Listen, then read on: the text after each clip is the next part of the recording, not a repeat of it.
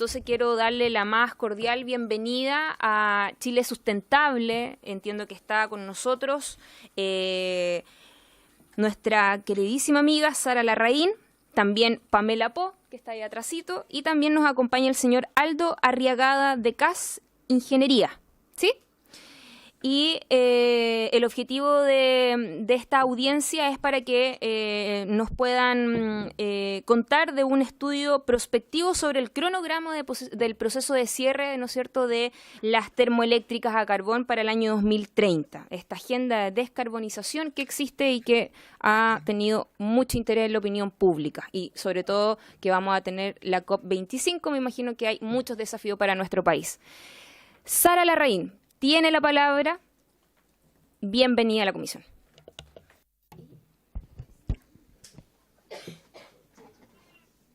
Muchas gracias, directora ejecutiva. Muchas gracias, presidenta, y muchas gracias a los señores parlamentarios. Estamos acá con mucho interés de poder presentarles el estudio de descarbonización. Es un estudio que nosotros hicimos en base a la metodología del Coordinador Eléctrico Nacional y que presenta los antecedentes de que es posible acelerar el cierre o reconversión del parque de termoeléctricas a carbón.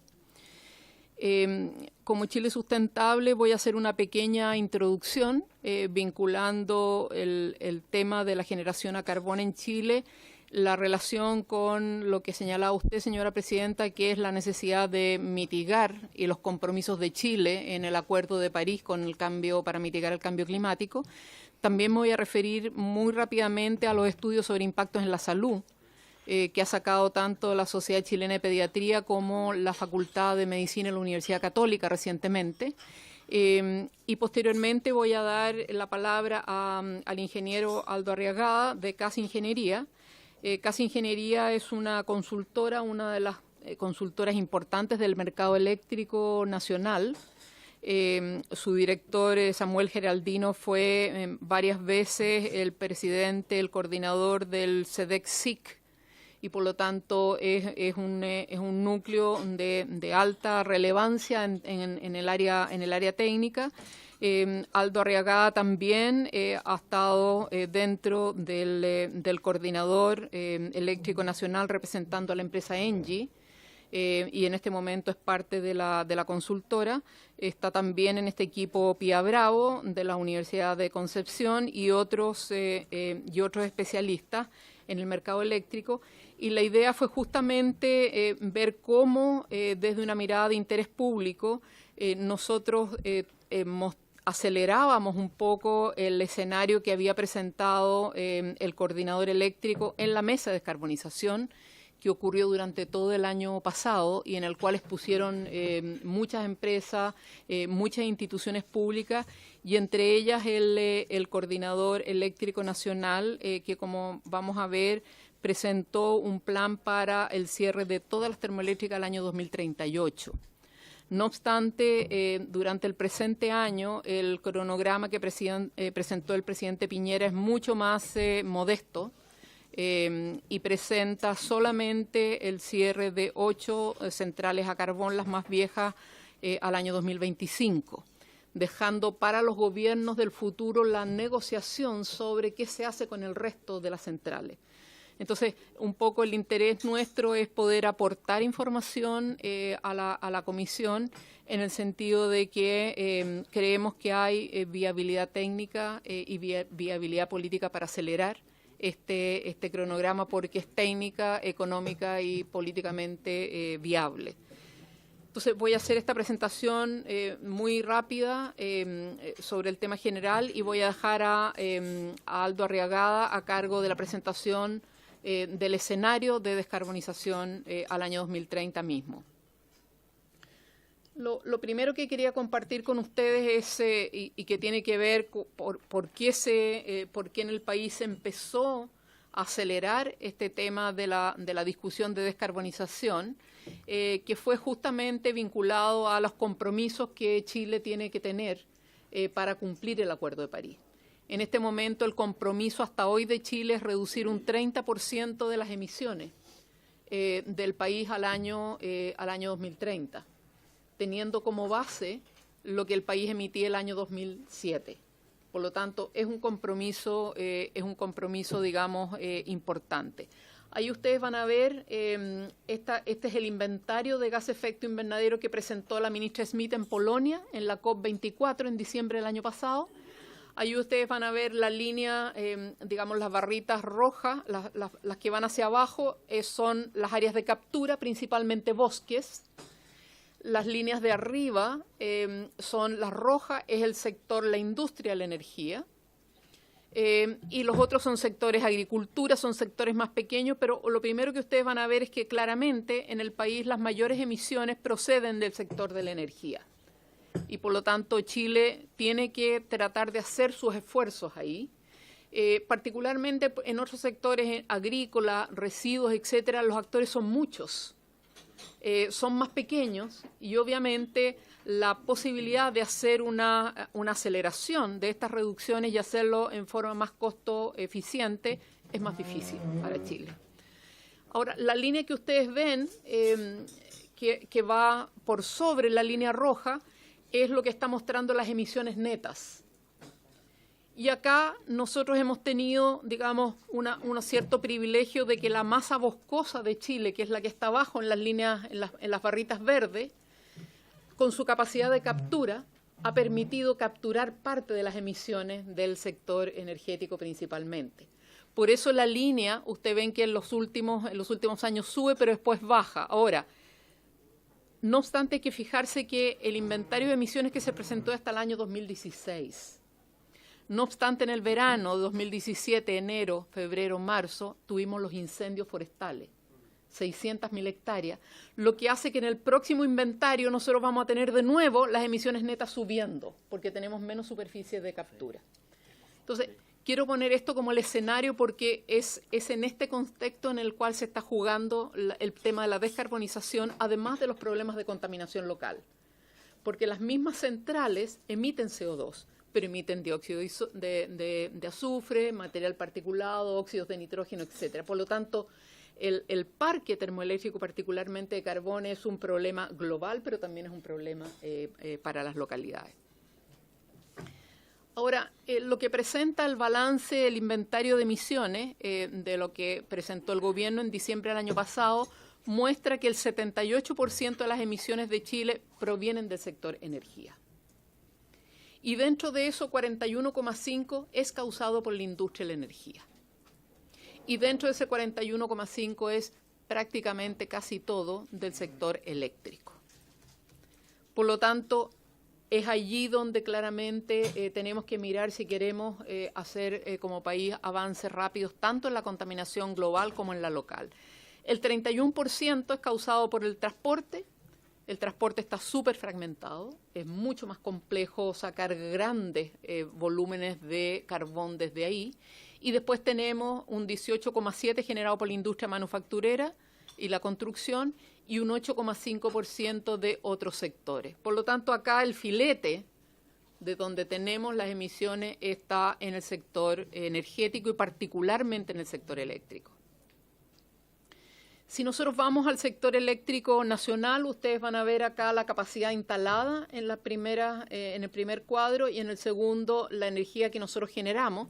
Hoy día el país tiene una capacidad instalada de 25.000 megawatts en un contexto donde la demanda máxima es el equivalente a 10.694 megas. Es decir, el país hoy día tiene una cierta holgura. No es en épocas donde estábamos muy cerca y por lo tanto la oferta de energía era más o menos casi como la demanda. Hoy día tenemos una capacidad instalada grande, por lo tanto tenemos un espacio de retirar algunas centrales contaminantes porque hay el doble de la capacidad instalada de lo que de la demanda máxima. Y aquí vemos lo mismo en cuanto a energía generada, y ahí vamos a ver inmediatamente el problema donde esto es desde del año pasado, 61% de lo que generamos el año pasado fue generación térmica. toda esa generación térmica es una generación que emite CO2. Ahora, dentro de esta generación térmica, de lo que generamos el año pasado, 40% fue procedente de centrales de carbón, que son las que más emiten, digamos, en relación a una central a gas natural. Obviamente, el carbón es un emisor mucho mayor. Por lo tanto, las dos ideas que quiero dejar un poco con este cuadro es, primero, hoy día el país tiene suficiente capacidad instalada como para hacer un cambio. Es el doble, más del doble de la demanda máxima, que son 7.000 megas, y tenemos 10.000 megas, la demanda máxima, y tenemos una capacidad instalada de 25.000 megas, o sea, tenemos espacio para hacerlo hoy día. ¿Qué porcentaje de la térmica es carbón? De 40%, del 61% de la térmica total, 40% de la generación fue carbón. Ahora, dentro de, si nos acercamos al sector carbón, en el sector eléctrico, aquí ustedes van a ver las barritas, y este fue un estudio que hicimos también con la consultora Casper el año 2017. Ustedes van a ver desde el año 2017, hicimos hasta el año 2037 una modelación de las emisiones de todo el sector eléctrico. Entonces, la barrita rosada es todo el sector eléctrico y la barrita roja oscura son las carboneras. Lo que queda en forma clara hoy día es que hoy día prácticamente en todo el periodo el 91% del CO2 que emite todo el sector eléctrico proviene de las 28 centrales a carbón. Entonces, si nosotros tuviéramos que hacer el esfuerzo para limpiar de carbón el sector eléctrico, este es todo el parque eléctrico, las barritas rosadas claras es todo el parque eléctrico. Y la barrita roja oscura que está al lado son la emisión de las carboneras en cuanto a CO2. El 91% del CO2 viene de las 28 carboneras. O sea, prácticamente si nosotros sacamos las carboneras quedamos con un sector eléctrico limpio en cuanto a CO2, en cuanto a emisiones globales. Después vamos a ver las contaminaciones locales. Y eso proyectado al año 2037, es decir, va a seguir siendo un problema el tema de las emisiones de CO2 procedente del parque carbonero. ¿Cuál es el parque? Acá hicimos un cuadrito un poco más entretenido de dónde están las carboneras. Están principalmente en 5 comunas. En Tocopilla, nosotros tenemos en este momento 7 carboneras, 2 de las cuales de Engie fueron cerradas el mes pasado. Por lo tanto, hay 5 hoy día en Tocopilla. Tenemos 8 en Mejillones. Teníamos 7, pero este año, una semana antes que el presidente Piñera hiciera el anuncio, Engie inauguró una nueva. Por lo tanto, antes tenían 7, hoy día tenemos 8. Después tenemos el caso de Huasco, donde tenemos 5 centrales, que son las 5 Guacoldas, de AESGener todas ellas. Después tenemos Puchuncaví, acá en la región de Valparaíso, con 4 centrales termoeléctricas Ventana. Y después tenemos las últimas 3 en Coronel, las Bocamina 1 y 2 de Enel y Santa María de Colbún. Ese es el parque que hoy día está generando el 91% de las emisiones de CO2 de todo el sector eléctrico. ¿Quiénes son los dueños de estas 28 carboneras? Son 4 empresas. Son 15 unidades de Gener, 9 de Engie, 3 de Enel y 1 de Colbún. ¿Por qué ponemos esto? Ponemos esto porque en general en toda la regulación internacional y particularmente para el tema de la mitigación del cambio climático hay un principio que se llama responsabilidades comunes pero diferenciadas. Y por eso que en la Convención de Cambio Climático hay países anexo 1, que son los países desarrollados que pueden hacer el esfuerzo y están obligados a mitigar, y los países no anexo 1, que son los que están obligados a adaptarse, pero no a reducir emisiones.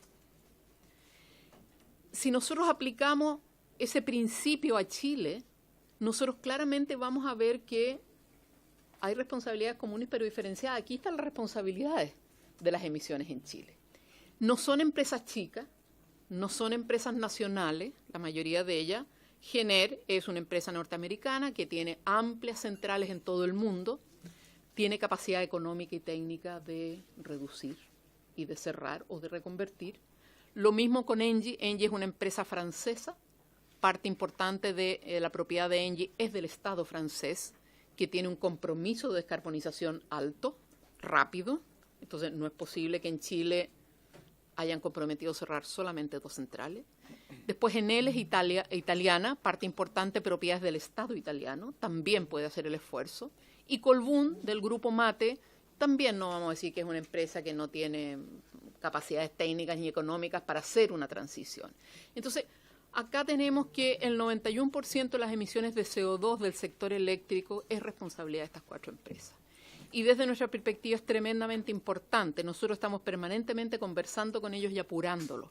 Pero es tremendamente importante que el país entienda que acá están las responsabilidades de la mayor cantidad de las emisiones de Chile y, por lo tanto, estas empresas que tienen la capacidad económica y tienen la capacidad técnica van a tener que apurarse.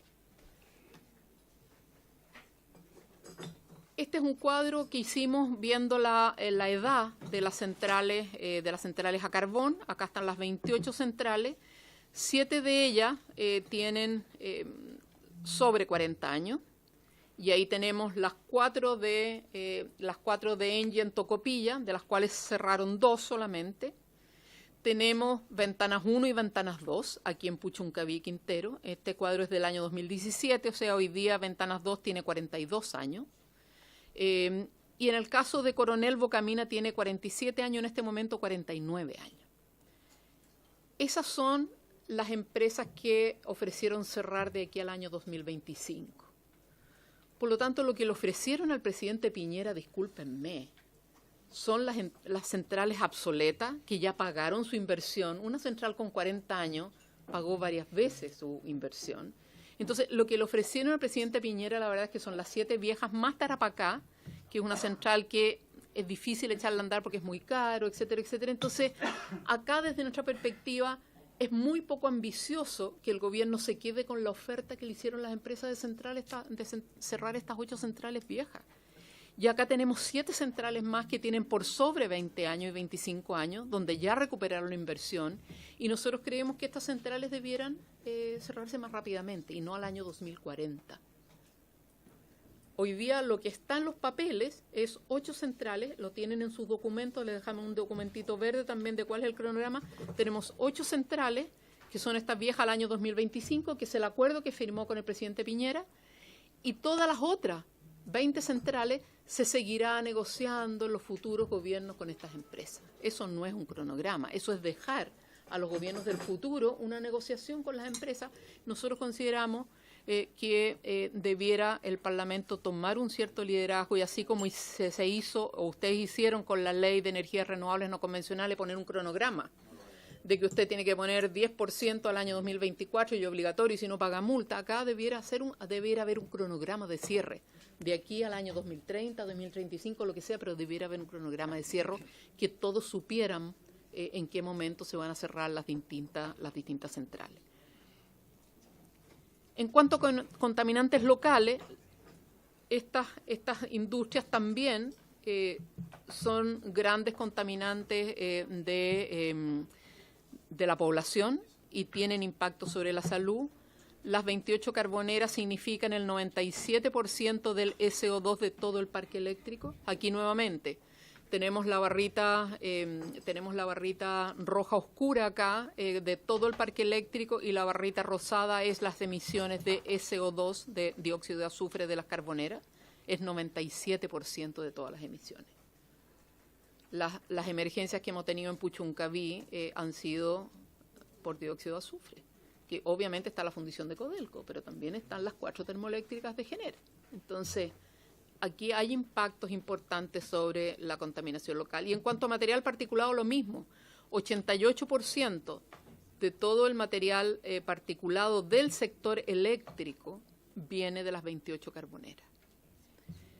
Entonces, ¿qué es lo que ocurre acá? Lo que estamos viendo en general, vinculado no solamente a los desafíos del cambio climático, sino que al cumplimiento de los planes de descontaminación local, es que si aceleramos el cierre o reconversión de estas carboneras, estamos cumpliendo los compromisos internacionales, pero también tenemos la posibilidad de cumplir los planes de descontaminación local. Tenemos comunas como Tocopilla, con planes de descontaminación por 10 años, Puchuncaví lo mismo, Huasco, en una situación a punto estamos con plan en este momento de prevención, estamos a punto de pasar a descontaminación, Coronel en la misma situación. Entonces aquí claramente tenemos un tremendo beneficio tanto para la contaminación local como para la contaminación global de poner un acelerador en el cierre y reconversión de esta carbonera. Los impactos a la población son conocidos, aquí hay varios médicos, está el doctor Castro, la doctora Hernando, al menos. Hay impactos graves sobre la salud respiratoria. Los grupos en mayor riesgo obviamente son niños y adultos, también salud cardiovascular, arritmias cardíacas, infartos agudos, miocardio, etcétera. Eso es bastante conocido en la literatura internacional, digamos, bastante conocida. La Sociedad Chilena de Pediatría el año pasado hizo un estudio donde hizo todo el compilado de la investigación científica sobre el tema y obviamente se descubrió investigación científica de salud en el sistema nervioso, riesgo de autismo, coeficiente intelectual menor, alteraciones perinatales en recién nacido, bajo peso al nacer, nacimientos prematuros, menor talla y diámetro de circunferencia craneana, etcétera. Es decir, hoy día están comprobadas, si ustedes van a ver, la Organización Mundial de la Salud tiene categorizadas las enfermedades por combustión de carbono, o sea, hoy día es un tema totalmente conocido. El estudio más reciente es el de la Facultad de Medicina de la Universidad Católica, que publicaron el mes pasado, donde establece estudios para las Huasco, Tocopilla y Mejillones, y ahí los daños son evidentes en Huasco y Tocopilla. En cuanto a mortalidad, ellos trabajaron sobre las estadísticas del Servicio de Salud para mortalidad y morbilidad.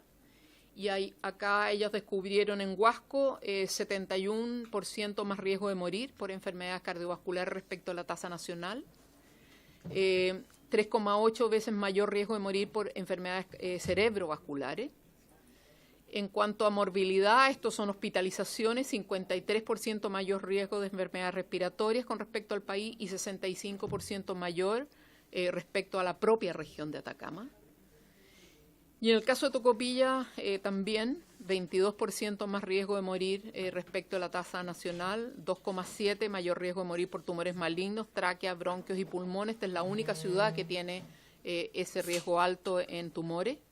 Y en cuanto a hospitalizaciones, morbilidad 34% mayor riesgo de enfermar respecto al país, 25% más que la región. Y 76% más riesgo de enfermedades respiratorias respecto del país en el caso de Tocopilla. Acá lejos la situación de Huasco es la peor de todas.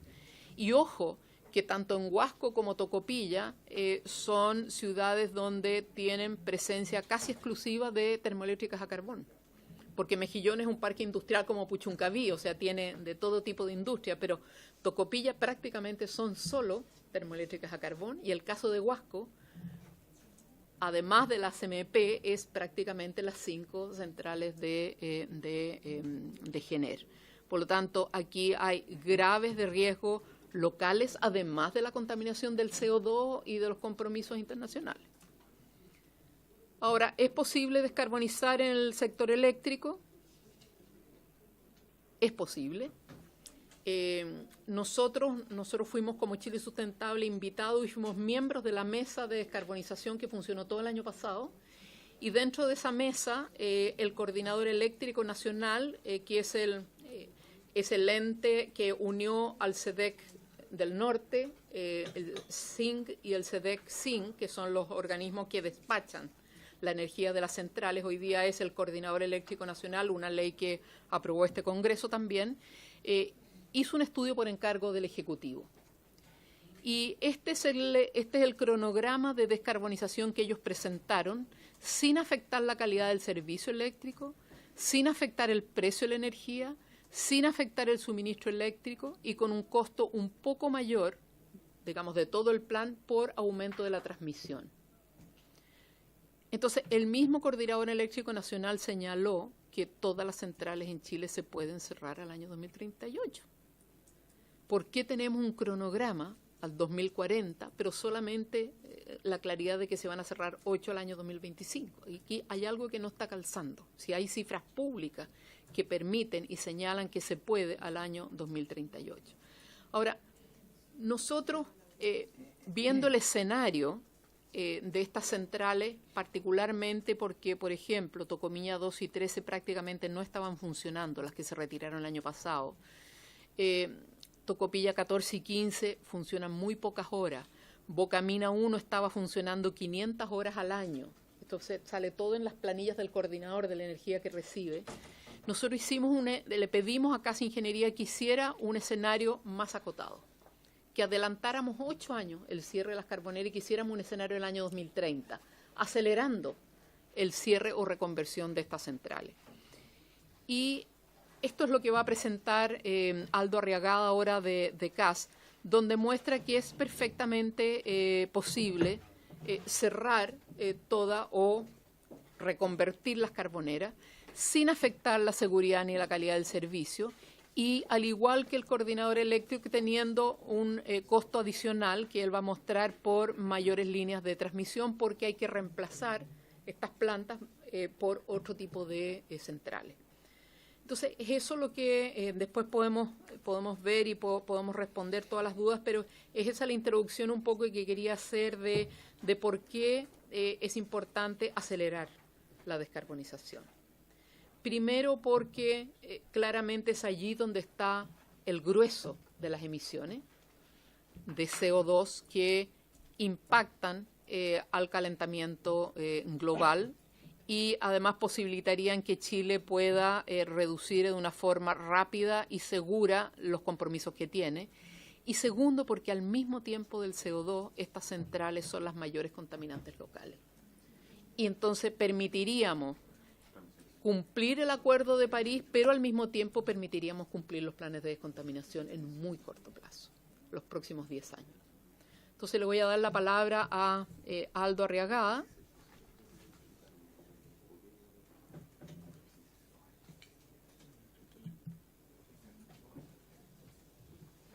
para que presente el estudio.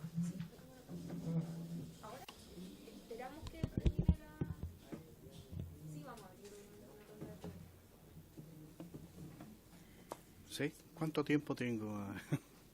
Hacerlo rápido, puedo hacer unos 10 minutos. Ok, muchas gracias por la invitación. Vamos a tratar de ir bastante rapidito. Yo creo que los conceptos generales ya fueron expresados por Sara. Nosotros tomamos básicamente el estudio, uno de los estudios, porque también hay una prospección hecha por el Ministerio de Energía, que es la planificación energética a largo plazo, que mira hasta al 2040, y en la cual no existía ninguna visión de salida de generación base de carbón. Después tomamos la proyección que hace la Comisión Nacional de Energía para estudiar los sistemas de transmisión y exactamente lo mismo. Entonces, al final, decidimos tomar como punto de partida el cronograma que utilizó el Coordinador Eléctrico Nacional para darle salida, para retirar las centrales de carbón. Entonces, al final, ¿de qué se trata esto? Como dijo Sara, tenemos una capacidad instalada en centrales de diversas tecnologías que más que duplican la demanda máxima. ¿Okay? Eso quiere decir que hay muchas centrales que durante el día y durante meses no funcionan. Y otra cosa que hay que decir es que el despacho es básicamente por orden de mérito, donde primero funcionan las más baratas y después van llenándose las más caras. Es decir, sol no tiene costo variable, o sea, aparte de los costos de inversión, digamos, del sol, viento, agua, no tienen costo variable, y por lo tanto eso siempre funcionan dependiendo de la disponibilidad del recurso. Entonces, las térmicas sí tienen costo variable porque tienen que quemar combustible, y entonces se ordenan en función de ese costo. El costo de inversión no se toca porque es un costo fijo, ¿ya? Entonces el tema eléctrico El coordinador lo que hace es tener toda esta masa de centrales y las ordena de costo menor a mayor, y hasta donde se necesita, eso se despacha. Entonces, respecto al carbón, si uno mira la generación proyectada por modelos de simulación de la operación, tenemos más o menos que hay que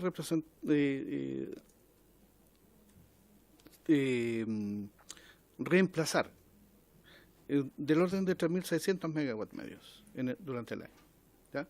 O sea, si uno hiciera un ejercicio tomando todo eso y después divide por la cantidad de tiempo que opera, 3.600 megawatts. Hoy día son como 5.400 megas los que están instalados. ¿Ya? ¿Y con qué cosas hay que reemplazarlo? Bueno, la idea es reemplazarlo con tecnología que no emita.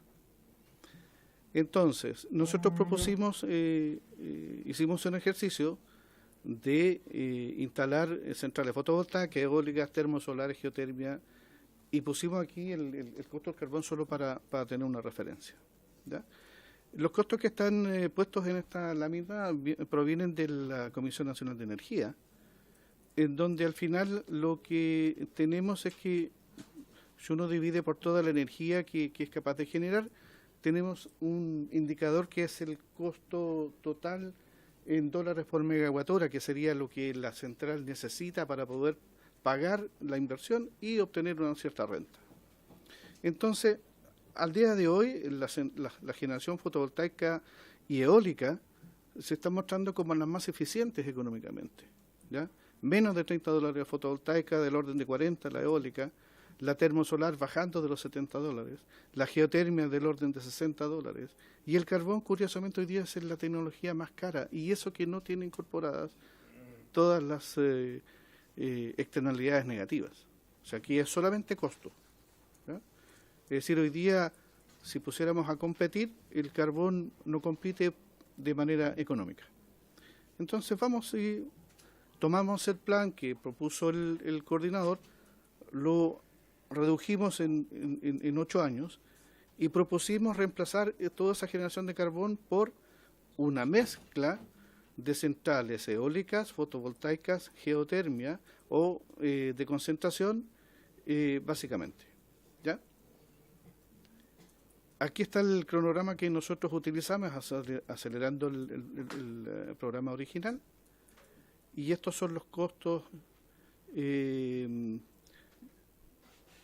inversión que hay que enfrentar. ¿Ya? Entonces, yo les mostré al principio que había unos escenarios estudiados por el Ministerio y por la Comisión Nacional de Energía, donde las plantas a carbón no se retiran nunca. ¿Ya?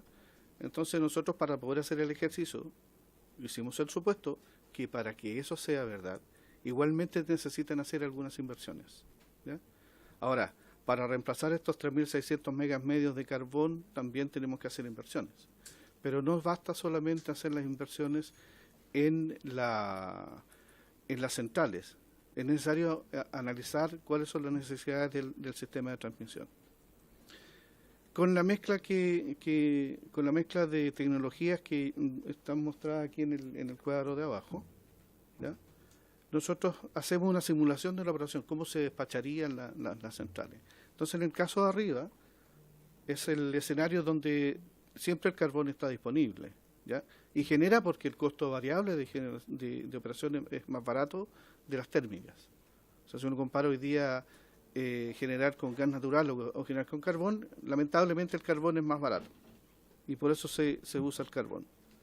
Huelga decir aquí entonces que nosotros podríamos en un día reducir a la mitad de las emisiones si reemplazáramos toda la generación de carbón por gas natural, ¿ya?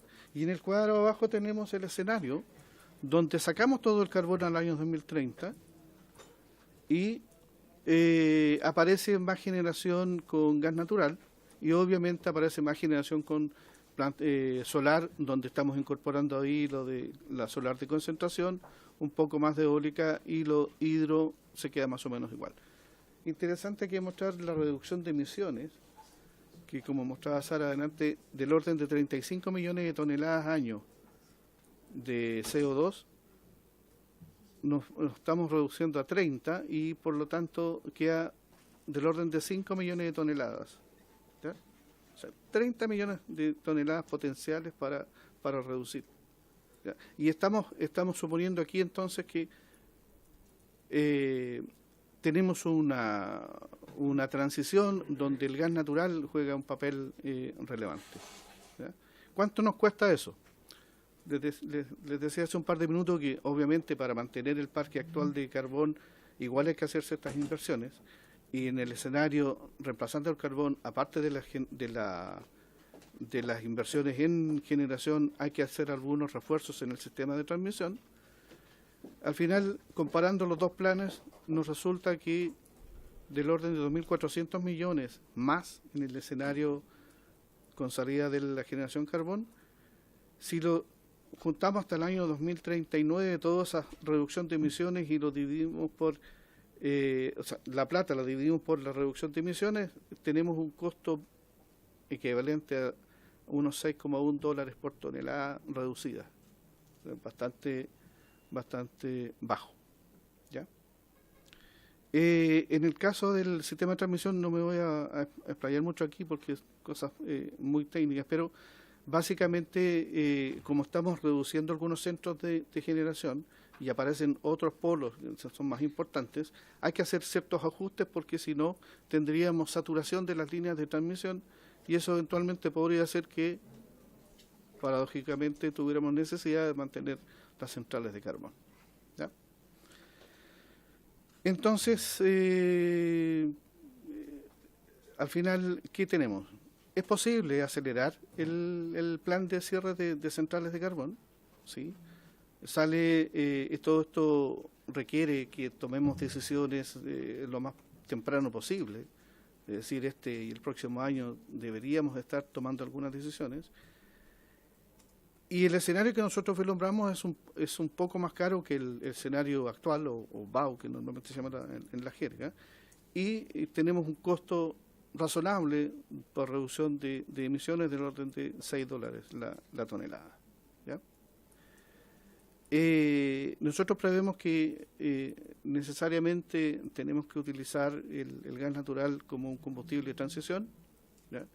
Hoy día existe una capacidad instalada en centrales de ciclo combinado y turbinas, aunque sean abiertas, pero que tienen que por el uso del combustible es bastante menos contaminante, menos de la mitad del CO2 y una fracción, y en algunos casos el material particulado es casi nulo. ¿Ya?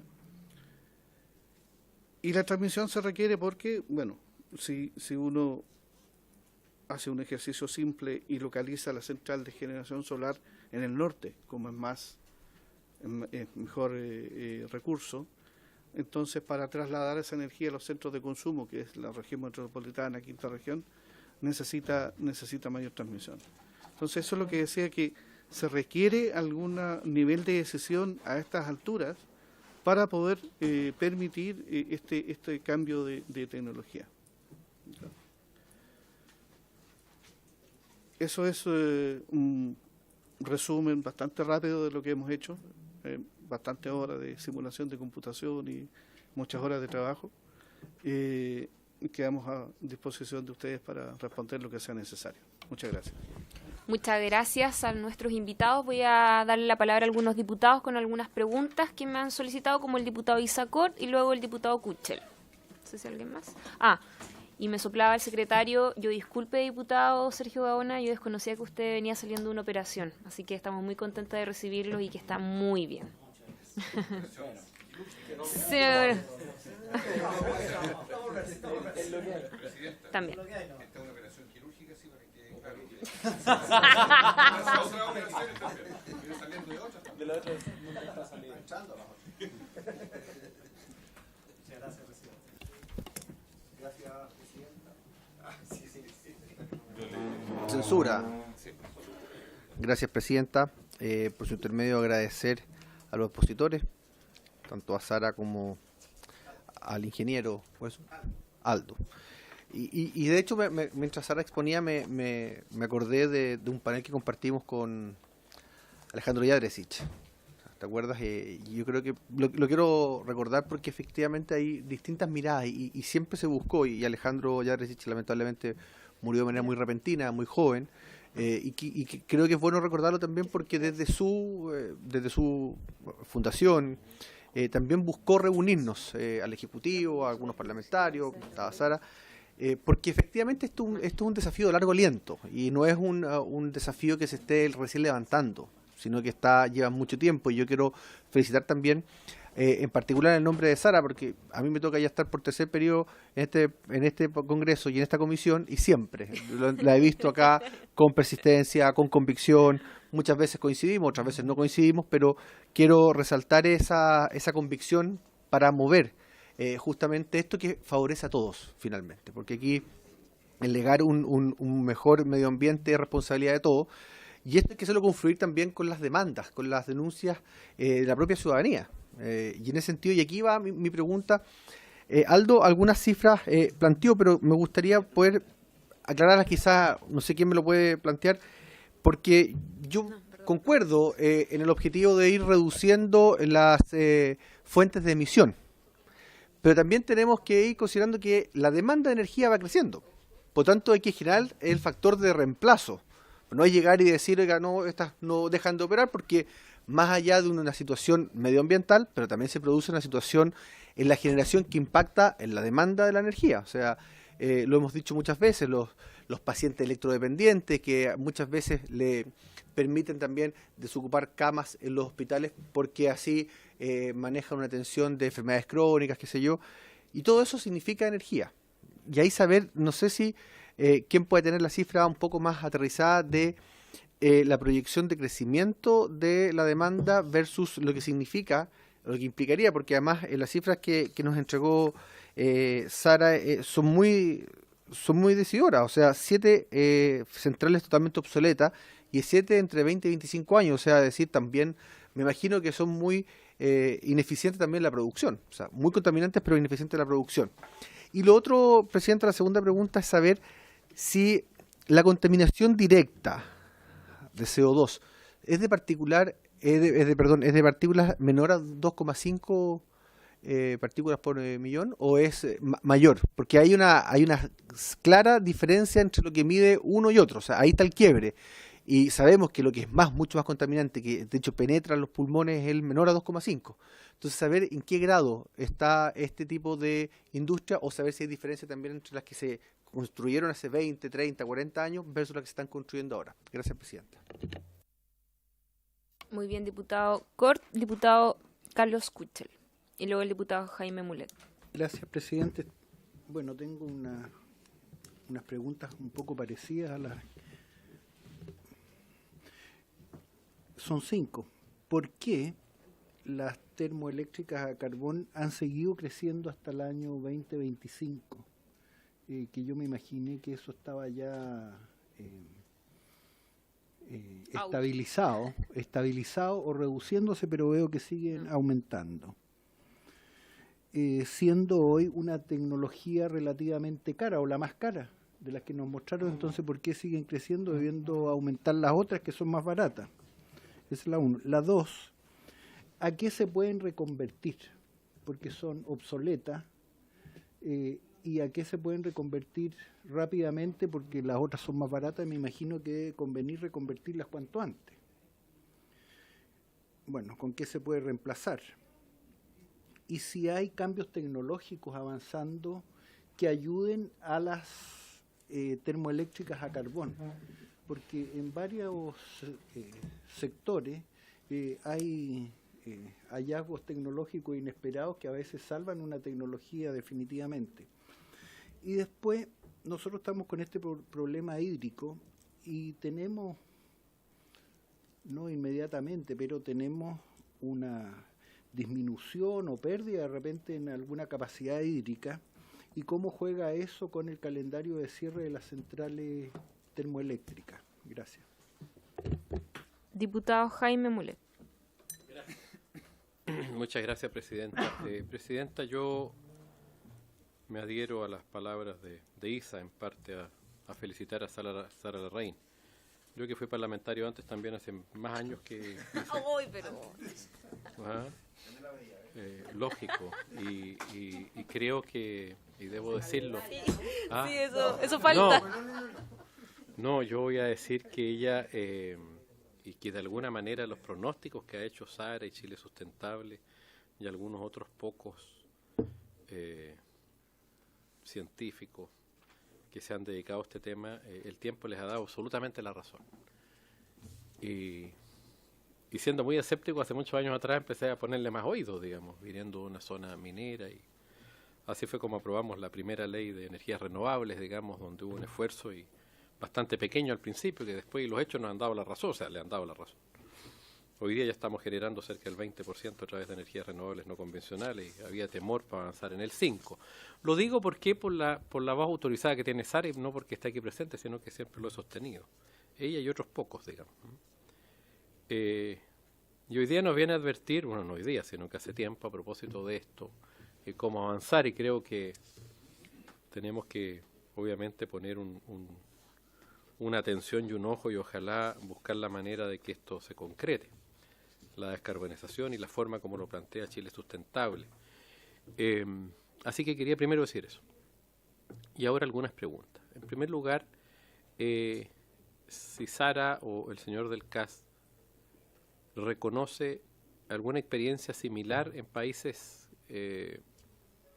similares a Chile también, del mismo nivel socioeconómico, o con una estructura o matriz parecida, en fin.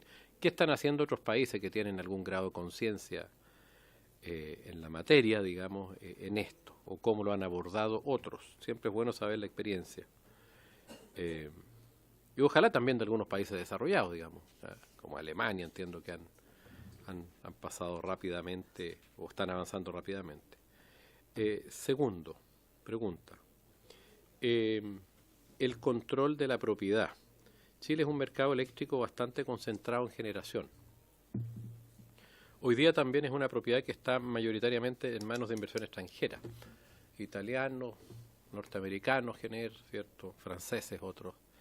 El riesgo de que el Estado chileno se acelera el paso, digamos, en esta materia, puede haberse o no enfrentado a tribunales internacionales como el CIADI, digamos. Quiero ver si eso también está en estudio, digamos, o de alguna manera se considera o no existe ese riesgo, digamos, porque no procede, pero es un tema que siempre está presente. O sea, hay dos preguntas ahí en una: la concentración y la influencia que tiene el sector eléctrico en las decisiones políticas en Chile, y quiero decirlo así de claro.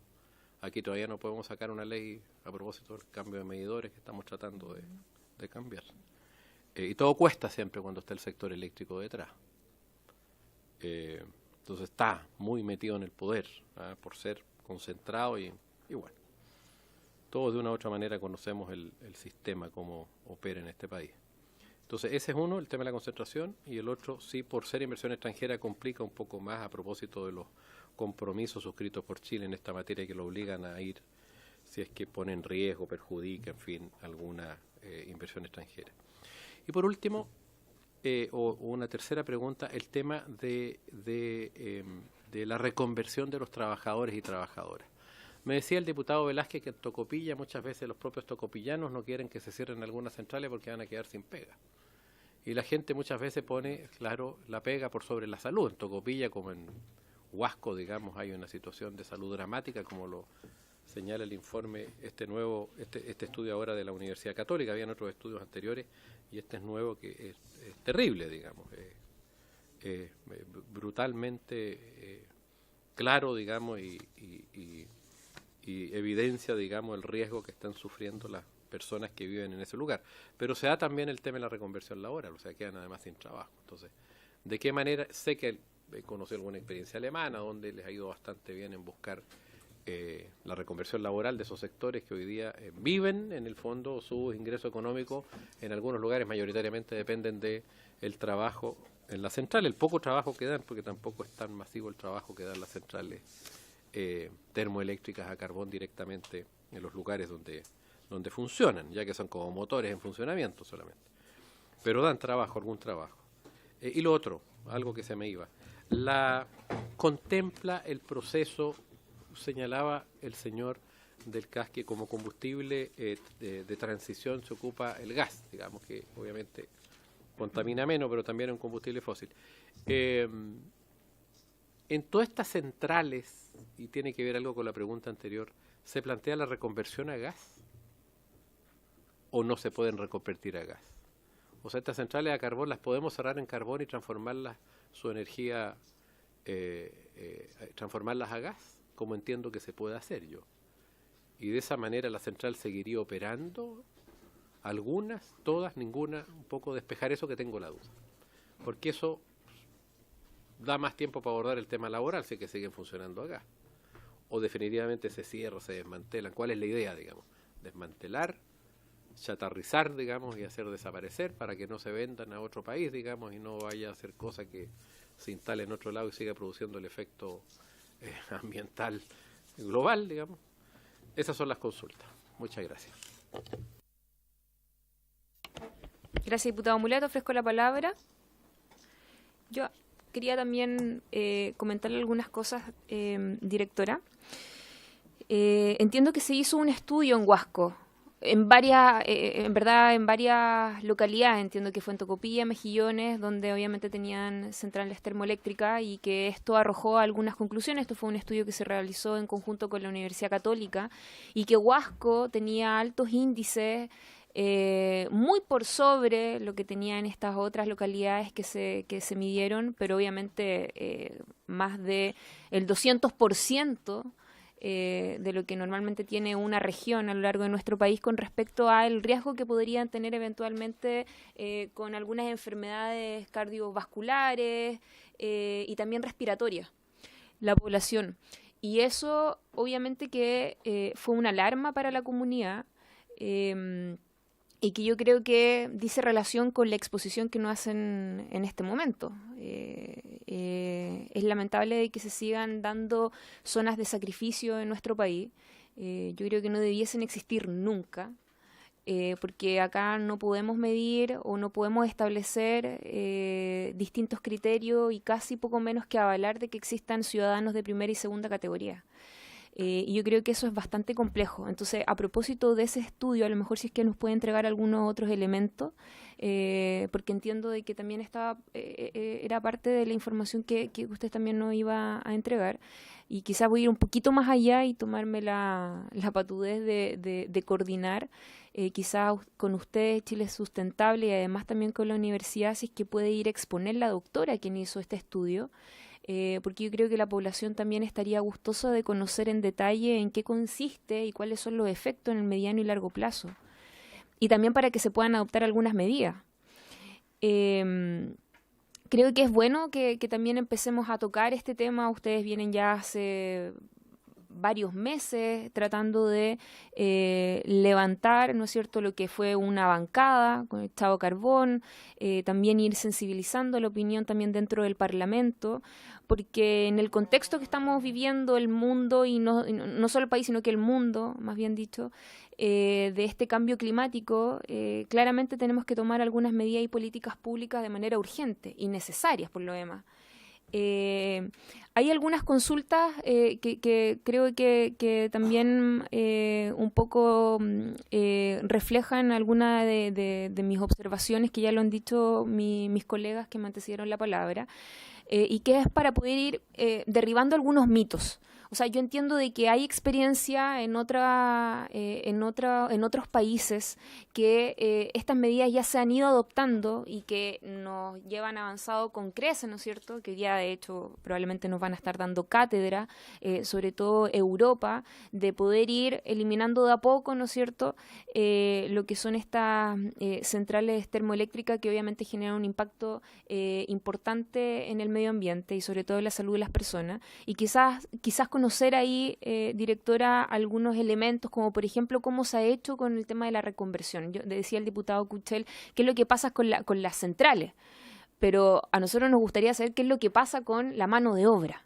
la contratación de trabajadores, porque ese es el primer, la primera barrera y quizás es como la amenaza constante y permanente que tienen las empresas para poder escudarse en que esto no se puede desarrollar de la noche a la mañana, y que eso lo tenemos claro. Estamos hablando de un plazo también prudente, pero con un criterio de celeridad, porque esto tampoco puede dilatarse eternamente en el tiempo. Y que me imagino que dentro de lo que es también la COP25, Chile debe dar también una señal política importante en esta materia. Y sería interesante saber qué es lo que pasa en esos casos. ¿Cuántos trabajadores son los que están hoy día al interior de una central termoeléctrica? Yo eso lo desconozco. Imagínense, yo soy también representante de la comuna de Huasco, donde tenemos Huacolda, donde evidentemente es una situación bien compleja, que hoy día tenemos un plan de descontaminación, ¿no es cierto?, que tampoco ha sido fácil llevarlo, pero es una preocupación sobre todo con lo complejo que ha vivido la región en su generalidad. O sea, yo creo que Atacama ha sido uno de los peores ejemplos que hemos tenido de qué es lo que no se debe hacer en materia productiva. Lo que pasó con Pascualama, lo que pasó con AgroSuper, lo que ha pasado con el vertimiento de toneladas y millones de toneladas de relave en la bahía Chañaral, lo que ha pasado también con algunos humedales en la precordillera. Entonces, la verdad es que la sensación de la comunidad es que esto lamentablemente el día mañana se traduce en pérdidas de empleo. Y yo creo que ese manto de dudas, ese manto, ¿no es cierto?, de inquietudes y de cuestionamiento, yo creo que también son legítimos porque hemos visto los peores ejemplos en la región. Entonces, ¿cómo también damos una tranquilidad a la comunidad con respecto a la información más sólida y objetiva de que esto es posible, como salía ahí también en sus presentaciones? Y cómo también nosotros podemos colaborar desde el Parlamento en una materia como esta, que es tan sensible también para la opinión pública. Eso, y bueno, me sumo también a todas las flores que le tiraron mis colegas. Tengo la mejor impresión de usted y creo que ha levantado temas que para muchos han sido quizás no prioritarios, y que hoy día claramente nos hemos dado cuenta que han ido adelantándose a lo que ha estado pasando en nuestro país con respecto al cuidado del medio ambiente. ¿Hay alguna otra palabra? ¿No? Voy a darle la palabra primero a Ningún problema. Aldo para que responda los temas técnicos, y yo lo voy a complementar. Ok, muchas gracias. Respecto a la duda sobre el crecimiento de la demanda, ¿aló? El crecimiento de la demanda se puede ver en este gráfico, porque eso que está representado ahí es generación, ¿ya? Y la generación se calza con la demanda. Entonces, en la medida que la demanda va subiendo, la generación también. Y por lo tanto, ahí hay tasas del orden anuales del orden de 2 a 3% más o menos. 2 a 3, sí. Antiguamente crecíamos a tasas de 4 o 5%, pero ahora se ha ido reduciendo. Y también porque hay más generación, autogeneración. ¿Ya? Paneles, industria con paneles, gente en las casas con paneles, eso. ¿Y la minería? Sí, también, por supuesto. Claro. Respecto al aumento del carbón, ¿por qué se ve un aumento del carbón en 2025? En efecto, como decía, eso es generación. La capacidad instalada se mantiene, pero hay los modelos arrojan que hay un poco más de uso del despacho de carbón, ¿ya?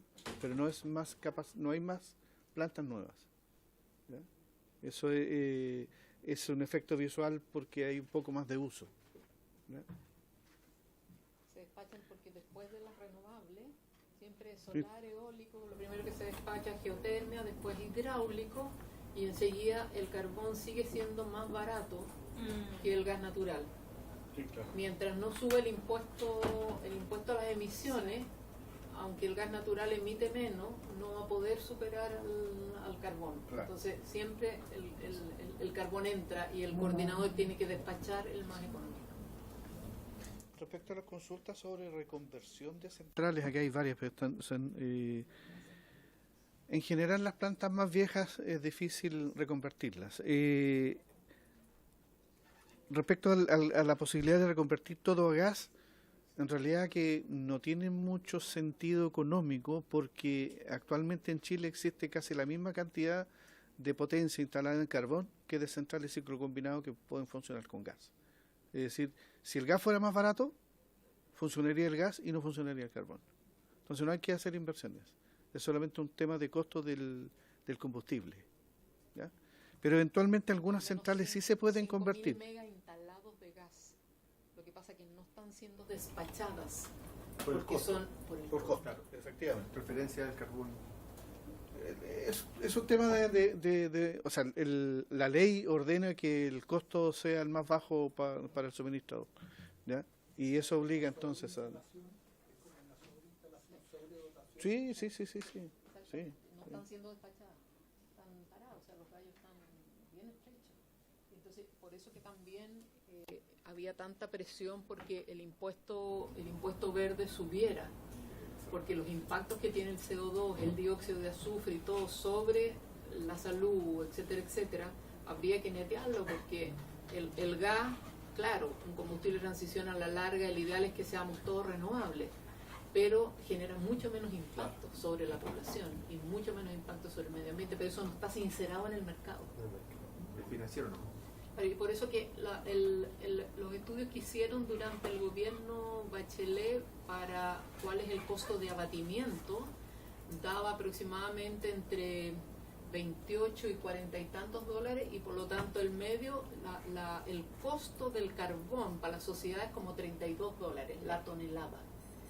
Y entonces cuando empezaron las discusiones de ahora para la reforma tributaria, se señalaban por qué no se hace un cuadro de gradualidad en ir subiendo ese impuesto al CO2 en la medida en que de una u otra forma la sociedad va a llegar a realmente, o esta tecnología va a llegar a costar lo que cuesta. Entonces ahí, si fuera 32 dólares, nosotros hicimos el modelaje justamente con CASA el año 2000, creo que era 25 o 30, si llegamos a 32 dólares no se despacha.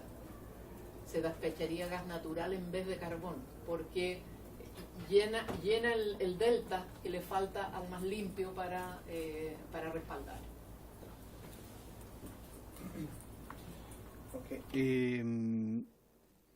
Respecto a ese punto también habría que agregar de que las tarifas no necesariamente se ven afectadas, al menos en el mediano plazo, porque todas las tarifas están firmadas con contratos de largo plazo. Entonces las tarifas hoy día al menos duran hasta el 2035 en valores que van a ir bajando un poquito más en la medida que entren contratos más baratos, ¿ya? Y sobre la reconversión también habría que decir que no sé si Isa Corti, ¿sí? Dato a raíz del... Siempre quise decir eso. Sí. Está bien. ¿Usted se refiere a la tarifa hasta el 2035? ¿A qué tarifa? La tarifa que paga el usuario... Pero, ¿tarifa generación o tarifa de transmisión? La tarifa de generación. Un poco complementando, o sea, si hoy día se tuvieran que revisar los contratos, a todo el mundo le convendría. Porque hoy día las últimas licitaciones, la del 2017, fue a 79,3 dólares el mega.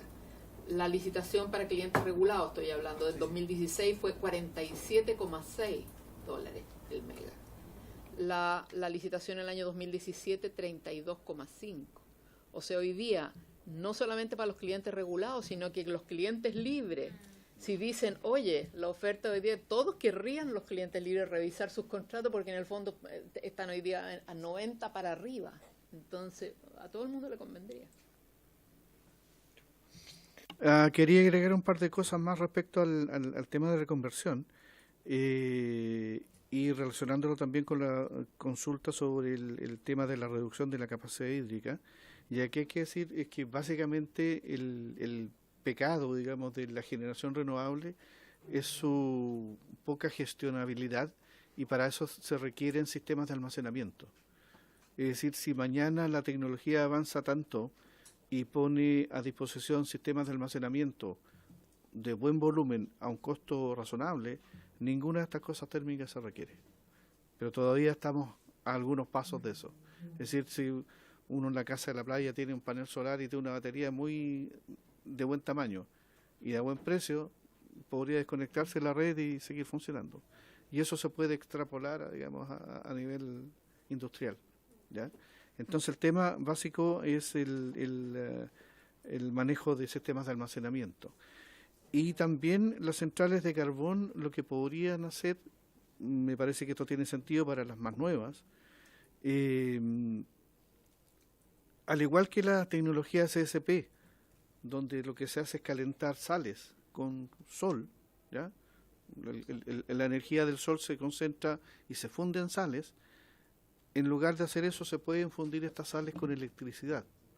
Es decir, si tú tienes una generación muy barata durante el día, por generación fotovoltaica, por ejemplo, uno puede usar esa electricidad para fundir sales y usar entonces el almacenamiento para el resto del día. Es una alternativa. Y que nosotros hemos estado tratando de hacer algunos trabajos con empresas que se dedican al desarrollo de esta tecnología. ¿Mm? Diputado Isacor, disculpe. Gracias, Presidenta. Aldo, es muy importante lo que usted plantea de el almacenaje. Y hay un concepto que aquí en Chile todavía está un poco desarrollado y que surge desde el concepto anglosajón del energy storage, pero que es una tecnología que Chile tiene toda la capacidad y la potencialidad de hacerlo con las reservas de litio. ¿Ustedes han logrado modelar también dentro de lo que ustedes han planteado, el crecimiento, qué sé yo, cómo impactaría la industria del energy storage en la realidad de Chile? Porque eso sí también ayudaría muchísimo no solamente a la generación, porque particularmente en energías solares, en donde tenemos gran parte de la exposición solar, pero por la noche no tenemos cómo, y ahí hay una gran pérdida. ¿Usted ha logrado modelar y poner esa variable dentro de la realidad de la generación energética? Gracias, Presidenta. Efectivamente, nosotros incorporamos dentro de las tecnologías de reemplazo centrales que necesitan o tecnología de almacenamiento, pero por cuestiones técnicas eléctricas más que por costo. Porque cuando se retira el carbón, hay una característica técnica, que es la inercia del sistema eléctrico, que se va perdiendo, que no existe, no está asociada a la generación ni eólica ni solar. Entonces, para recuperar parte de esa capacidad que se pierde, nosotros planteamos que dentro de esta reconversión o dentro de este recambio de carbón, tiene que haber centrales que tengan inercia, y las centrales de concentración solar o de sales fundidas puede brindar este servicio. El escenario del 2030 tiene almacenamiento, sí. Sí. ¿Y lo calculamos a cuánto el mega aprox? Me parece que el medio eran como $70 sí, o algo menos. Sí, es a eso lo que está más o menos, $70. ¿De almacenamiento? Sí. El solar costo, con almacenamiento. El precio que uno tiene que... una CSP, una solar con almacenamiento. Sí. Que se van a empezar, o sea, más o menos está ya se va a empezar a inaugurar uno en diciembre, o sea, empiezan, porque igual, claro, es menos que los 32, que es la solar fotovoltaica, pero si te pones el doble, 70, igual sale más barato que el carbón a la larga. Entonces, igual va a empezar a entrar rápido al sistema. Y ellos modelaron el escenario 2030, el respaldo es almacenamiento. Sí. Perdón. Lo que plantea Sara es muy importante porque, bueno, hay un tema financiero, el costo, pero si a eso le agregas además el costo social, o sea, lo que implica la utilidad en este caso social, porque, por ejemplo, países que tienen poco espacio territorial, pero tiene gran capacidad de mar, como es el caso de Japón, por ejemplo, ellos han funcionado muy bien con generación energética, no solamente mareo motriz, sino que también con paneles solares flotantes. Entonces tienen, por ejemplo, yo he visto una central que tiene alrededor de 200 hectáreas sobre el agua flotando. Entonces la capacidad es un poco más ineficiente, sí, porque muchas veces hay que estar limpiando esto de las sales, qué sé yo, pero genera un potencial de crecimiento de generación energética, pero que va de la mano, sí, con el energy storage, porque como está alejado, ellos tienen que ser capaces de la energía que se produce, traerla a la tierra en una central, y ya se están creando estas centrales de almacenamiento exclusivamente para eso. Y es ahí donde se genera un poco la utilidad también para inyectar energía limpia, que puede resultar un poco más cara financieramente, pero al final, si tú sacas el resultado final, es mucho más eficiente por el impacto positivo que tiene en la sociedad. Gracias, Presidenta. Y queda solamente una de las cosas técnicas que puedo responder. Lo del gas, pero eso ya lo dijimos, digamos, es un tema de costo. Sí, hay un elemento que respecto de la posibilidad de cambiar todo la generación a carbón, y que no está recogido en muchos estudios, y tiene que ver con la decisión de muchos clientes libres, llámese grandes mineras, que están requiriendo contratos verdes, o sea, verdes, entre comillas, digamos, pero que le exigen a su suministrador que sea capaz de demostrar que toda la energía que le venden proviene de fuentes renovables, ¿ya? Y eso es un elemento que está acelerando también, ¿no? Y que hay que tomarlo en cuenta, y ayuda al propósito de acelerar la salida del carbón. Sara, no sé si... Sí, mira, había un tema sobre el tema del material particulado. Bueno, está normado, las termoeléctricas están normadas por el decreto 13, que es la norma termoeléctrica, y ahí está contemplada el mix de ambos, del 2,5 y del 10. Sí. Después, ¿por qué han seguido creciendo? Que es lo que señalaba el diputado Kuschel. Bueno, las últimas centrales, las más nuevas después de la crisis del gas con Argentina, que lo rápido que se puso fueron las centrales a carbón. Y la última, la que se inauguró el año pasado, de Engie, que es totalmente extemporánea, mi sensación fue que producto del lobby, y que no la pararon a tiempo, por estar inaugurando centrales a carbón en este momento, donde tus proveedores, sea de cobre, de fruta y todo, te están pidiendo productos limpios y todo lo demás. Es totalmente absurdo, es contra la historia, digamos.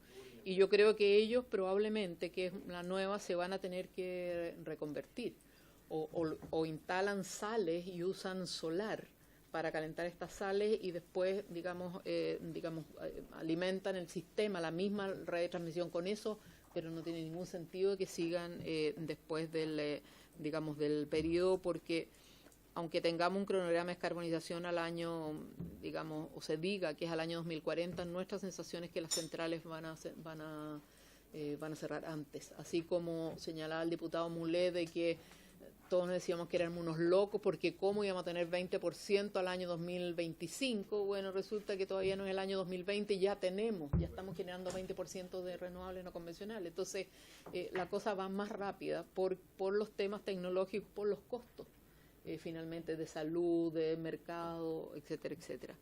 Después, ¿cuáles son los cambios tecnológicos?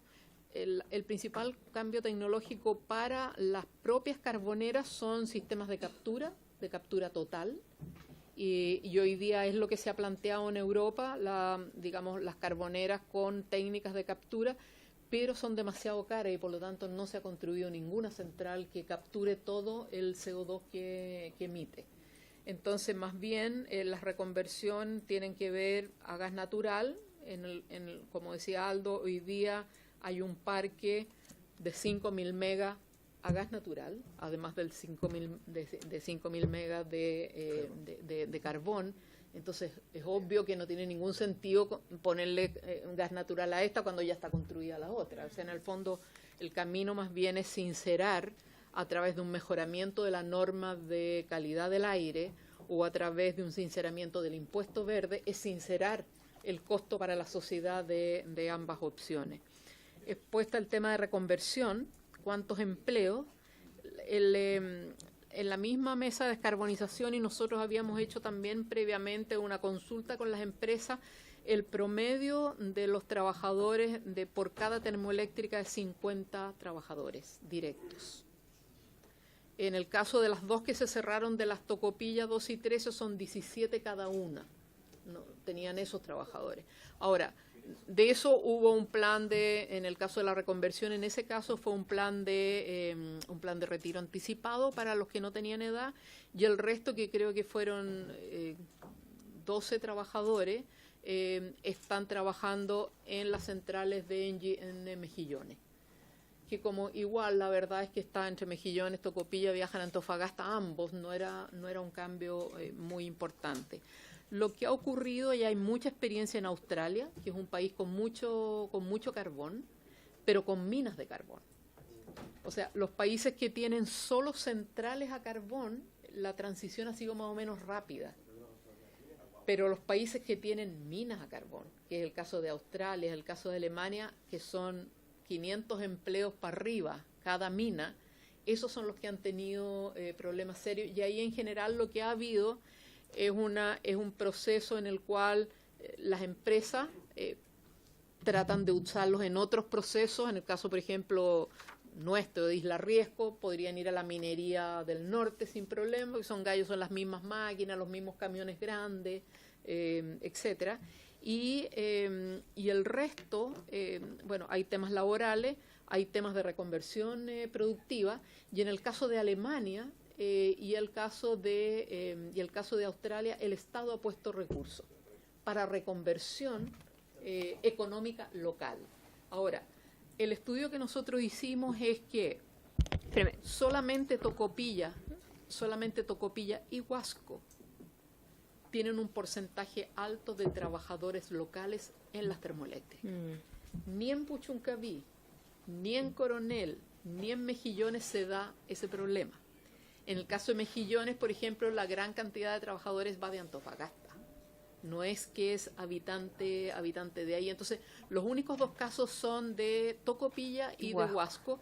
Y el de Huasco, los empleos son aproximadamente un 50% del Huasco mismo. El resto viene de Freirina, de otro Vallenar, etcétera, etcétera. Pero de la provincia. En Tocopilla hay un tema. Y nosotros creemos que en Tocopilla, que además tiene un tremendo potencial del borde costero, de la pesca, del turismo, etcétera, nosotros creemos que ahí puede haber una cierta responsabilidad de la empresa, que ENGIE igual está construyendo nuevos proyectos de energía limpia. Y yo creo que el Estado, a través de FNR, etcétera, son pocos trabajadores y son los directos. Perfectamente esos directos que pierden el empleo pueden ser, reconvertidos hacia otras áreas de desarrollo que se propicien en el lugar. No es, en términos masivos, no es problemático. Si tuviéramos minas de carbón, como Lota, o el mismo caso ahora de Isla Riesco, que son 500 trabajadores, entre directos, subcontratados, etcétera, etcétera, yo creo que ahí realmente estaríamos enfrentando un problema, pero no... Los países con solamente centrales sin minas no han tenido problemas graves de reconversión. Perfecto. Diputado Isacor. ¿Qué me hace? La doctora Sandra Cortés. Sí, la señora Sandra. Ella, ella dirige el Departamento de Salud Pública de la Universidad Católica, pero al mismo tiempo es la presidenta de la Sociedad Chilena de Epidemiología. En este momento nosotros consultamos porque la senadora Proboste nos había consultado si podía ir a Tocopilla. A Huasco. A Huasco. Y nos señala que ella está en una pasantía en Estados Unidos en este momento, llega el 30 de septiembre y ahí tendríamos que ver fecha. Entonces, tal vez ustedes debieran señalar en relación a las semanas distritales o jueves, viernes, no sé, algunas fechas, cosa que ella pudiera elegir. Nosotros podemos apoyar llevarla, ustedes pueden organizar ahí las invitaciones o el salón o lo que sea. Ella no tendría ningún problema, al contrario, ella fue la coordinadora del equipo del trabajo del polvo en Antofagasta, sí, y está en este momento. Ah, el encarpado Sí, de los camiones. está haciendo también, le pidió, no sé si el gobierno, el sistema de salud está haciendo el estudio para Andacollo, la contaminación de los relaves que están al lado de la ciudad, Sí. sobre la ciudad. Mire, ya, después nos vamos a comunicar. Muchas gracias. El diputado Isacor quería hacer alguna Sí, consulta. cuando el diputado Carlos Ignacio Kuchel le pregunta a Sara con respecto a la reconversión de las plantas generadoras a carbón, usted, Sara, nos plantea que hay algunas excepciones o en particular que usan sales para ese tipo de... eso le iba a preguntar. No sé si tú lo podías explicar mejor, Aldo, pero ellos presentaron el año pasado de cómo... no está en uso hoy en día. Es una posible solución. No, tienen pilotos. Hay pilotos. Sí, hay pilotos. Hoy día está a punto de inaugurarse una planta que va a ser la primera en Chile de concentración solar de potencia por Cerro Vinador, si se puede. Entonces, esa lo que hace es concentra la luz del sol. O sea, alguna vez de malos quemando hormigas con una lupa. Bueno, esto es lo mismo, pero se hace lo mismo, digamos, en una torre. Y esa torre, el calor lo usa para fundir sales. Entonces la energía térmica queda almacenada ahí y después con esa energía térmica lo que se hace es lo mismo que en una planta térmica, se calienta agua, se genera vapor y el vapor después se pasa a una turbina, ya ese cuento lo conocemos. Entonces, para una planta carbonera que ya tiene toda esa infraestructura de la caldera, turbina, todo eso, lo que hay que hacer es calentar el agua para generar vapor. Lo que hoy día se usa en una caldera donde se inyecta carbón pulverizado y el fuego es como el calefón, digamos, que genera el calor, lo que habría que hacer es que en vez de usar eso, usar electricidad y con electricidad fundir las sales. Y el resto es exactamente como ya lo conocemos. Y una otra posibilidad que existe, en lugar de fundir sales, puede ser generar hidrógeno. En vez de, o sea, se puede usar un proceso que se llama electrólisis del agua. Entonces se hace pasar electricidad por el agua, se disocia la molécula, se genera H2 y ese H2 se puede usar de combustible. Y se almacena y agua es agua pura. En el norte había mucha competencia. Claro. Pero normalmente son procesos cerrados, porque el agua se vaporiza, se pasa por la turbina y después se vuelve a condensar y se vuelve a calentar. Entonces son procesos que requieren recarga de agua por pérdida, ¿no? ¿Me permite una Sí, por supuesto que consulta a don Aldo a propósito del hidrógeno, digamos, de la energía con hidrógeno? Hace años atrás se planteaba que se gastaba más energía que la que en hacer el proceso de hidrólisis que la que almacenaba, digamos. Hoy día eso se ha ido revirtiendo, ¿cierto? O la idea es usar los periodos de energía baratos, digamos, para hacer el proceso de hidrólisis. ¿Ah? Porque Hoy día Donaldo, disculpe. Espera, ahí sí. disculpa.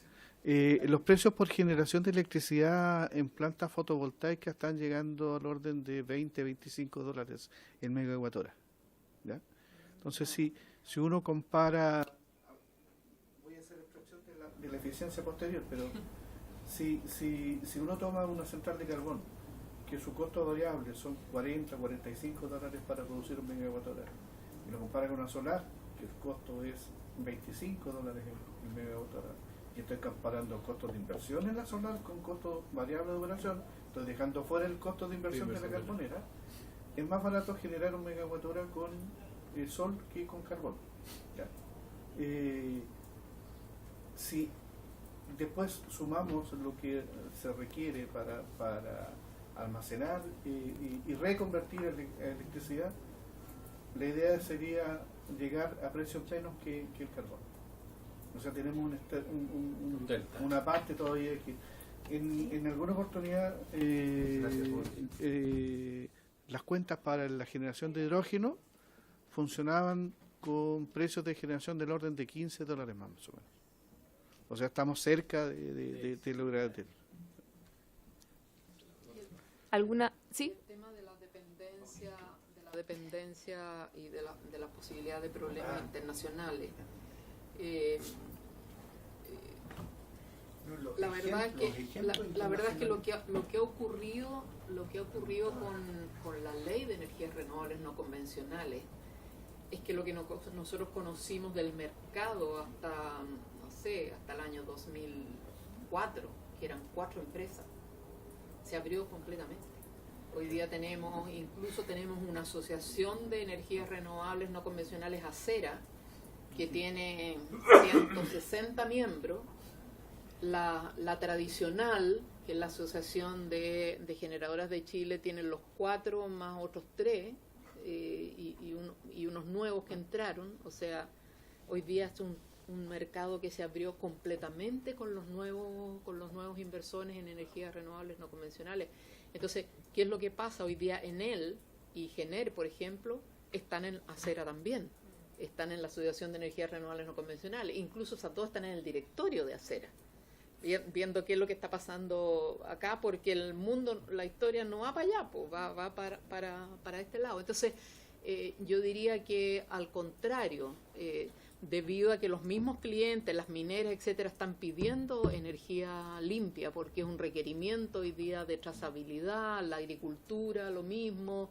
Yo diría que en general, tal vez la más lenta es la norteamericana, porque tienen menos presión con Trump al interior de Estados Unidos, pero todas las demás, por ejemplo, Francia, el presidente Macron, dado que tiene acciones el gobierno francés en Engie, y además Engie está financiada en parte importante en sus inversiones por Crédit Agricole, que es el gran banco francés, tuvo que firmar que va a cerrar todas las carboneras en el mundo en el año 2030. En él está más o menos con un compromiso parecido también, entonces tienen de sus casas matrices un compromiso de tener que cerrar en los próximos 10 años, porque en general los países, y es por eso que el secretario general de Naciones Unidas, Guterres, llamó a esta reunión de acción climática ahora en septiembre, es porque si los compromisos son solamente los que tenemos ahora y se sigue negociando cómo se van a implementar ahora en Santiago en la COP, el compromiso de París no alcanza para que no suba la temperatura más de 2 grados. Da para 3,5, 3,7. Entonces, por eso que Naciones Unidas llamó a los países a esta reunión y le puso reunión de acción climática, y le está pidiendo a todos los gobiernos vengan, pero vengan con más ambición. Es para ver si logra mayores compromisos, cosa de que las negociaciones en Chile para implementación estén por sobre un panorama de mayores compromisos, para que la temperatura no suba más de 2 grados, porque los compromisos hasta ahora, antes que se saliera Estados Unidos, con el compromiso que tuvo el gobierno de Obama, da como para 3,5, 3,7. Entonces estamos en problemas. Y es por eso que el último informe científico dice que tiene que haber una reducción sustantiva al año 2030. Y por eso estamos todos ayudando a que haya una mayor, los países que pueden hacerlo, que haya una mayor rapidez. Y en el caso de Chile, donde los propietarios son países que son del anexo 1, que tienen obligaciones, tenemos una empresa que tiene una central de carbón que es nacional, lo lógico es apurarlos a ellos que hagan el esfuerzo. ¿No? Y con eso reducimos, por lo menos de ese 41% que es el sector de energía, estaríamos reduciendo casi 38% de todas las reducciones de ese sector. Entonces es un filete, es muy sustantivo lo que podríamos avanzar nosotros. Y liderando, pero además atrayendo más inversiones para energías limpias. O sea, para Chile este desafío de descarbonización no es un sacrificio. Para nosotros, si lo miramos en una perspectiva de desarrollo, es una tremenda oportunidad. O sea, nosotros anunciamos que se va a acelerar esto en los próximos 10 años, olvídese la cantidad de inversiones, daría sobraría para Chile, estaríamos exportando a los demás países energía limpia. O sea, para Chile es una oportunidad sin duda. Y para el presidente Piñera, que va a tener dificultad de liderar otras cuestiones, esta se vestiría de gloria. Pero aceptó las 8 viejas nomás. Oiga, directora, una consulta. Los dueños de todas estas centrales, me imagino que son todos extranjeros. AES de Estados Unidos, Engie de Francia, Enel de Italia y Colbún, el grupo Mate, tiene una central, Santa María en Coronel. Y en Francia tengo entendido de que hay hoy día una agenda donde... El año 2030 tienen que cerrar todo. Ah, perfecto. Sí, pero es que en Francia la generación de carbón es mínima. Sí, Es mínima. sí. Es en Europa, es en el norte, Polonia, todo eso. Ah, de veras. Ahí está el problema. Y la otra cosa es que en Europa estos sistemas están más enmayados. Nosotros aquí no tenemos conexión con Argentina, no tenemos con Perú ni con Bolivia. Y esa es una cosa que se puede aprovechar también, digamos. ¿Hay alguna otra consulta? ¿Pregunta? ¿Quieren agregar algo más? Aproveche. Diputada, que ustedes conformaron el año pasado una bancada. Yo creo que además de los que conformaron la bancada, hoy día están todos convencidos de que descarbonizar es una tremenda oportunidad. Yo no sé si se podrá y será admisible, pero mi sensación es que si pudiera el conjunto de los diputados de esta comisión, en conjunto con los senadores, presentar un proyecto de ley con un cronograma digamos, de cierre, yo creo que sería, así como se presentó para las energías renovables no convencionales, si presentaran un cronograma, yo creo que sería fantástico, una moción, y que el gobierno diga si lo patrocina o no lo patrocina. A lo mejor le pueden dar el tremendo ayuda al gobierno presentando algún proyecto que tenga un cronograma de aquí al año, póngale ya, ¿no? Para que no hacerle caso a los ecologistas ni al Coordinador Eléctrico Nacional, pero al año 2034. Le daría tremenda ayuda al Ejecutivo. No para mandar al TC. ¿Ah? ¿Claro? No para mandar al ¿Al Tribunal Constitucional? Claro. No, pero no descartamos ninguna iniciativa.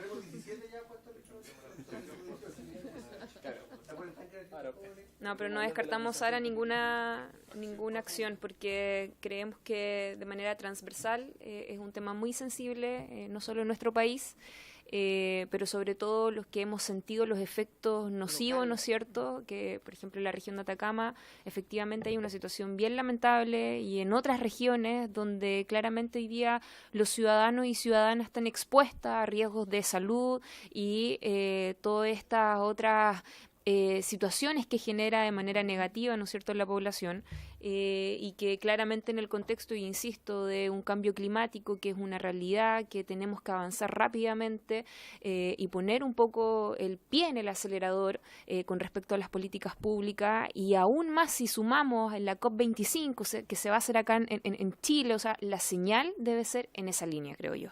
No sé si alguien más quiere agregar algo. ¿No? Bueno, quiero agradecerle a ambos, Aldo y a Sara Larraín, de Chile Sustentable y de la consultora CAS Ingeniería, por la tremenda exposición. Creo que fue una presentación muy buena. Gracias por los insumos, y obviamente vamos a seguir discutiendo un tema como refiere a la agenda de descarbonización. Así que muchas gracias.